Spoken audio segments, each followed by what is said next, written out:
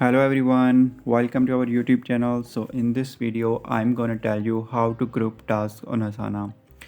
So you can see this is the main interface. Just click on add task. Now type the name like I'm typing this task name main group.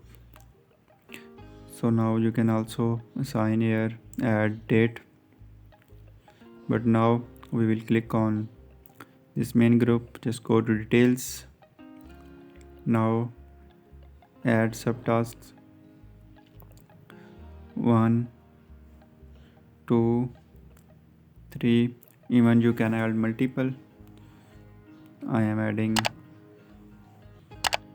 5. Now just click here. Now this is the main group. You can see the 5 subtasks we added. Now what we need to do, just check all these subtasks.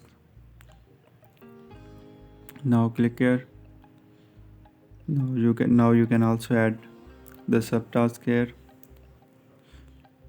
Like you can type any random number 1, 2, 3, 4 and 5.